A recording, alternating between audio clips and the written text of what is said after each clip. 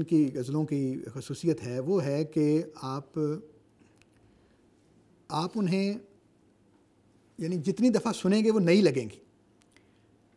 یعنی انہوں نے ارینجمنٹ لفظوں کی ایسے کی ہے کہ آپ اسے سنتے ہیں تو آپ کو وہ دیکھا ہوا بھی دوبارہ ایسا لگتا ہے کہ دیکھا ہے, سنا ہوا ایسا لگتا ہے کہ دوبارہ سنا ہے. یہ ساری چیزیں اس وقت آتی ہیں اگر آپ کا مطالعہ اچھا ہو اور آپ کا جو فہم ہے غزل کا بنیادی چیز وہ ہے.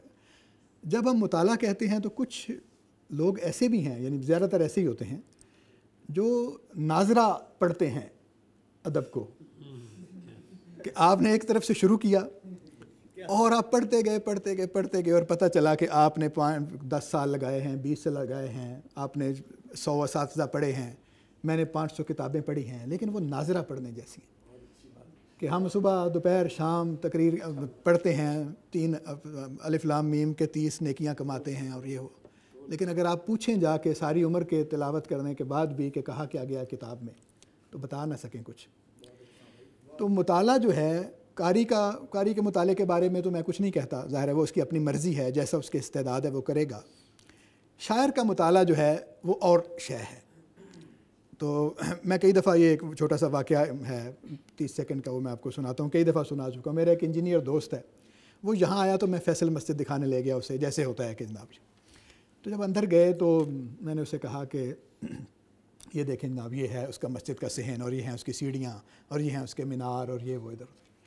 تو آپ نے دیکھا ہوگا کہ جیسے وضو خانے ہیں, وہاں پہ اندر جائیں تو ایک سیڑھیاں ہیں جو اوپر صحن میں لے جاتی ہیں. تو میں اس کو کہا کہ یہاں سے اوپر جاتا ہے اور آگے جا کے وہ بڑا گنبد ہے اور یہ وہ. تو اس نے مجھے کہا کہ اوپر بھی جاتے ہیں, پہلے یہاں ٹھہرو تھوڑی دیر. تو اس کو سیڑھیوں کو دیکھنے لگ گیا, کبھی نیچے سے کبھی اوپر سے. تو میں نے اسے کہا کہ اوپر ہے مینار اور گنبد اور باقی فانوس اور یہ وہ, ادھر بھی جا کے دیکھتے ہیں. تم اس کو دیکھو کہ یہ اتنا بڑا پیڈسٹل ہے, کمرے جتنا بڑا, اور اس کے نیچے کوئی ستون نہیں ہے. تو اس نے اس کو کیسے کھڑا کیا ہوگا اتنے بڑے سٹرکچر کو بغیر کسی ستون کے؟ تو وہ جو نیچے والی سیڑھیاں ہیں وہ اس کا ستون بھی ہیں اور وہ سیڑھیاں بھی ہیں, اور اوپر سے کھینچا بھی ہوا ہے وغیرہ وغیرہ, اس طرح کی کوئی بات مجھے بتا. تو مجھے اندازہ ہوا کہ انجینئر کا عمارت کو دیکھنے کا زاویہ نقطہ نظر اور ہے, ناظر کا زاویہ نقطہ نظر اور ہے, شاعر کا شاعر کو پڑھنا اور ہے, اور کسی قاری کا شاعر کو پڑھنا اور ہے. تو یہ بات میں نے اس وضاحت میں کی ہے جو میں نے انہیں کہا کہ ان کا غزل کا مطالعہ اچھا ہے. اس کا مطلب ہے کہ انہوں نے جس کو بھی پڑھا ہے اس کو شاعر کی حیثیت سے پڑھا ہے, کہ شاعر کہاں سے چیز بناتا ہے, کس طرف کو لے کے جاتا ہے, اس سے کیا ہوگا, اور جو کچھ ہو رہا ہے وہ کس طرح سے ہو جاتا ہے. تو میرا خیال ہے ہم میں سے زیادہ تر شاعر ہیں, تو ہم کو اس نقطہ نظر سے دیکھنا چاہیے. ہم دیکھتے ہیں ظاہر ہے اس نقطہ نظر سے.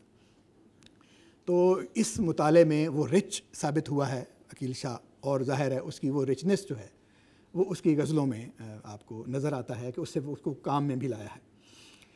یہ بھی ایک بہت بڑا معاملہ ہے کہ میرے ایک دوست نے, میں نے کافی لمبی ایک دفعہ تقریر کی غزل کے بارے میں کہ ایسا ہونا چاہیے, ایسا ہونا چاہیے, ایسا ہونا چاہیے. تو بے تکلف دوست تھا, اس نے کہا کہ جو آپ جتنے فرما رہے ہیں یہ ساری باتیں, آپ کی اپنی غزلیں تو ایسی نہیں ہیں.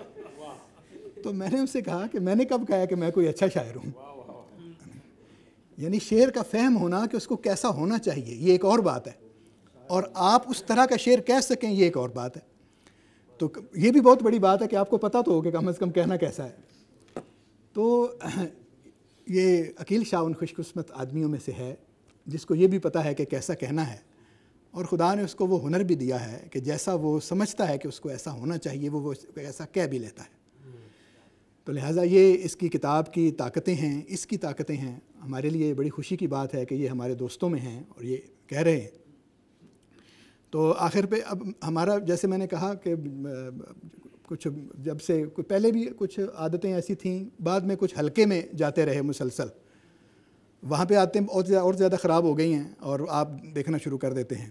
تیسرے جب آپ پڑھانے لگ جاتے ہیں تو ظاہر ہے وہاں پہ آپ نے کچھ نہ کچھ جو ہے کچھ ڈالنا ہوتا ہے, کچھ نکالنا ہوتا ہے, تب جا کے آپ کی بات مکمل ہوتی ہے. تو اس طرح کی بھی کچھ باتیں ہیں جو اس کتاب کے بارے میں کی جانی چاہیے, کرنی چاہیے. میں سمجھتا ہوں کہ عقیل شاہ جو ہے نا وہ ذرا کم نصیبی کا لفظ تو اچھا نہیں لگتا, لیکن پھر بھی ہے صحیح کہ وہ ایسے زمانے میں ہیں جب ہمارا حلقہ جو ہے، حلقہ ارباب ذوق کی بات کر رہا ہوں میں، یا اس طرح کی اور محفلیں جو ہیں وہ ویسی نہیں رہیں. خلیق صاحب یہاں بیٹھے ہیں، یہ خود بھی ظاہر ہے، میں جس تناظر میں بات کر رہا ہوں جس میں ہے کہ جہاں پہ لوگوں کو کھینچا جاتا تھا. آپ اچھے آدمی کو ایزی جانے نہیں دیتے، جس سے آپ کو توقع بند جاتی ہے کہ یہ کچھ کرے گا تو آپ اس کو ایزی گوئنگ جانے نہیں دیتے، آپ اس کو پکڑتے ہیں کہ ایسا نہ کرو، ایسا نہ کرو، ایسا کرو، ایسا کرو. تو میں سمجھتا ہوں کہ یہ تقریب پذیرائی ہے، اس میں مبارکباد دینی چاہیے، اچھی باتیں کرنی چاہیے، وہ میں نے کیں. لیکن ان کو ایک دفعہ اس کتاب کو اوپن گفتگو کے لیے بھی چھوڑنا چاہیے، اپنے دوستوں میں رکھنا چاہیے، حلقے میں اس پہ ایک تقریب رکھی جانی چاہیے جو اوپن گفتگو کی محفل ہو. کیونکہ جو پہلی کتاب ہے وہ ایسے ہی ہے جیسے جب راکٹ جاتا ہے اوپر تو جب اس کا ایک حصہ جل جاتا ہے جتنا، وہ اتنا حصہ اس سے الگ ہو جاتا ہے. تو وہ جب تک وہ حصہ آپ سے الگ نہیں ہوگا اس وقت تک آپ سبک نہیں ہوتے. اور وہ جو جلا ہوا حصہ ہے وہ آپ سے الگ ہوتا ہے، وہ آپ کو ہلکا بھی کرتا ہے. اور دوسرا یہ ہے، یہ 10ویں جماعت کی جو سائنس کی میں نے اتنا ہی پڑھا ہوا ہے تو اتنے ہی بتا، تو وہ آپ کو ہلکا بھی کرتا ہے اور آپ کا رخ بھی بدلتا ہے تھوڑا سا کہ آپ مدار میں داخل ہوتے ہیں پھر. تو یہ پہلی کتاب ہے، اس نے آپ کو سبکسار کیا، آپ کا رخ متعین کیا. اس سے آگے کچھ اور چیزیں بھی آہستہ آہستہ آپ کو سبک ہونا چاہیے، اپنے حصے چھوڑیں اور اپنا سمت جو ہے اس کو متعین کریں. آپ کے دوست آپ کی اس میں مدد کریں گے. تو میرا خیال ہے کہ ہم سب کو مل کے ایسی محفلیں منعقد کرنی چاہیے کہ ہم عقیل کو پکڑ کے کھینچیں اور اس سے وہ کچھ کروائیں جس کا وہ اہل ہے آگے جا کر. تو یہ کتاب ایک یعنی اعتبار قائم کرتی ہے ایک ایسے شاعر کا جو آگے کچھ کرنے کی صلاحیت رکھتا ہے، جس نے اب تک بھی بہت کچھ کیا ہے.